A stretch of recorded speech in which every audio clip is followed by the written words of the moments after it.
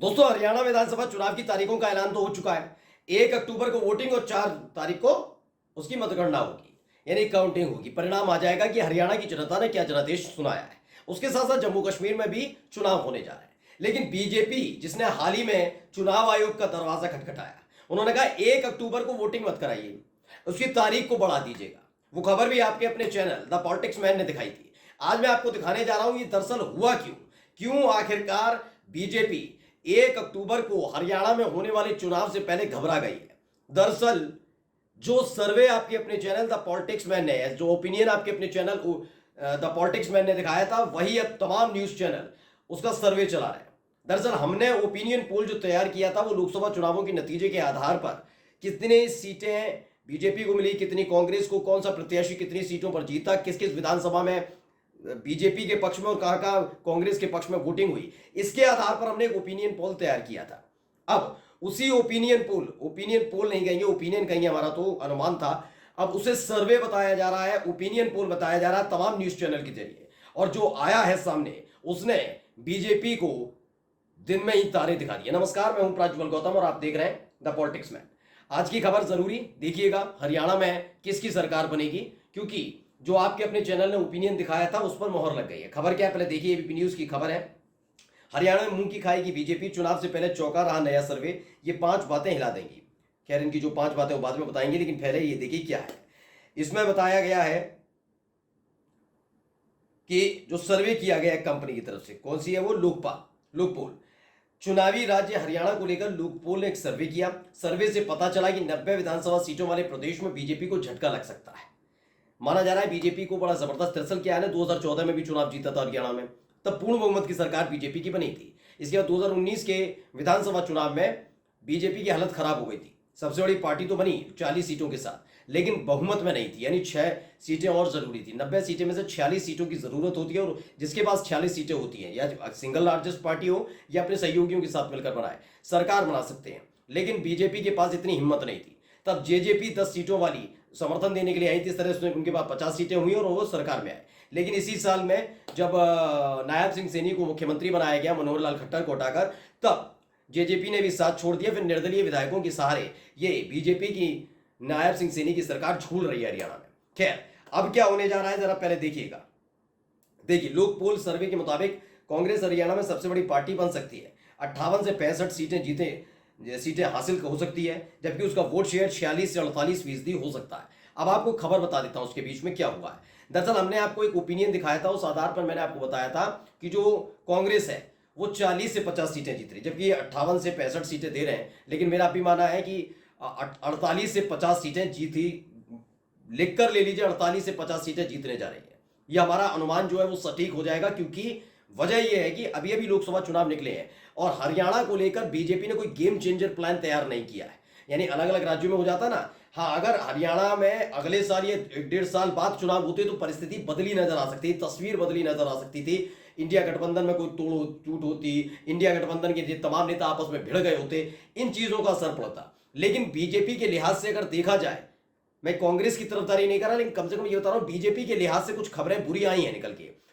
जाट आंदोलन था ही था, विनेश फोगाट वाला नया मसला, एक ऐसा विनेश फोगाट वाला मसला है जिसको लेकर जाट मतदाताओं के बीच एक संदेश तो गया कि जो जाट महिला पहलवान लगातार मोदी सरकार के खिलाफ, मोदी के सांसद के खिलाफ धरना प्रदर्शन कर रही थी और बीजेपी के नेताओं के साथ साथ खुद सरकार बुरा बर्ताव कर रही थी इन महिला खिलाड़ियों के साथ, साक्षी मलिक हो, विनेश फोगाट हो।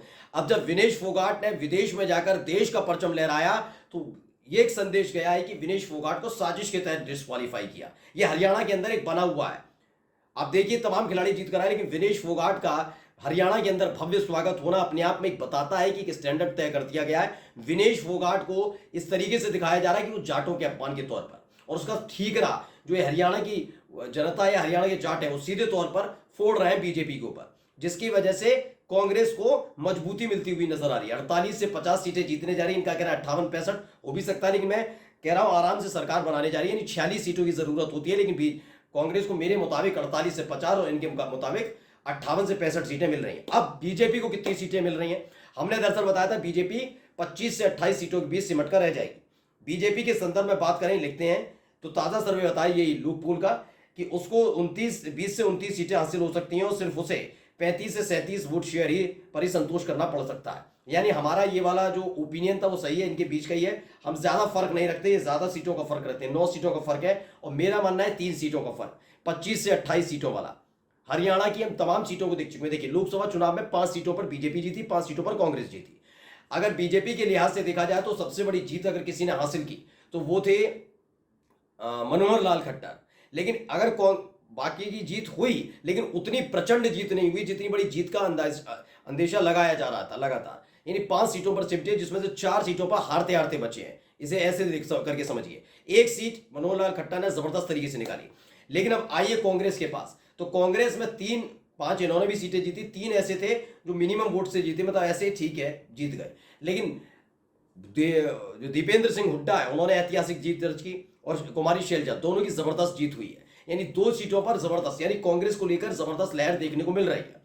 अब देखिए, इसी का लिहाज में असर पड़ा कि जो 3 सीटों का जिक्र मैं कर रहा हूं, बीजेपी जीती 4 सीटें जो बड़ी मुश्किल से जीती है, वहां विधानसभा वार अगर हमने देखा, हमने जो लगाया था उसमें पता लगा हमारा अनुमान के मुताबिक कि वहां कई ऐसी विधानसभाएं जहां पर बीजेपी का सुपड़ा साफ हो सकता है। यानी जहां जहां लोकसभा सीटें जीती हैं बीजेपी ने, तो जरूरी नहीं है वहां बीजेपी का झंडा लहरा है। अभी हाल ही में एक पूर्व मंत्री थे, बीजेपी के नेता थे, राव नरवीर सिंह, उन्होंने भी कह दिया था कि भाई देखिए, सुन लीजिए कि दक्षिणी हरियाणा में बीजेपी का सुपड़ा साफ हो जाएगा। अब होगा नहीं होगा, अभी आने वाली 4 तारीख को आपको पता लग जाएगा। लेकिन जो हमारा अनुमान कह रहा है और जो ये सर्वे बता रहा है कि सत्ता से आउट होने जा रही है बीजेपी।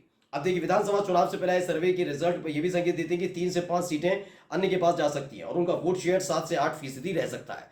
यानी जिसमें कौन कौन आ गए अन्य में, आपका जेजेपी आ गई, दुष्यंत चौटाला की पार्टी, इनेलो आ गई, चौटाला साहब की पार्टी, और आ गई इसमें हलूपा का मतलब है गोपाल कांडा की पार्टी। लेकिन मुझे लगता है जेजेपी की जो है वो ज्यादा साख जितनी बताई जा रही है, मुझे लग रहा है कि हाफ तो हो सकती है जेजेपी, लेकिन बिल्कुल ही 2-3 सीटों पर सिमट जाए, ये मेरा मानना नहीं है। क्योंकि जेजेपी ने लोकसभा चुनाव से पहले जो कदम उठाया उसका असर तो पड़ता नजर आया, लेकिन नेगेटिविटी भी लगातार जारी रही। क्योंकि जब किसानों को धमकाया जा रहा था, पंजाब के किसान आंदोलन कर रहे थे लोकसभा चुनाव से पहले, और हरियाणा के किसान, जब उस समय मनोहर लाल खट्टर मुख्यमंत्री हुआ करते थे और डिप्टी सीएम हुआ करते थे दुष्यंत चौटाला, तब पुलिस जाकर धमका रही थी। उस समय भी दुष्यंत चौटाला ने कोई एक्शन नहीं लिया, बल्कि उनका एक बयान, विवादित बयान सामने आया था, उसको लेकर एक नाराजगी थी। लेकिन चुनाव से ठीक पहले जो जेजेपी ने कदम उठाया उसका कहीं ना कहीं सहानुभूति लहर गई है। अब खबर आगे दिखाता हूं।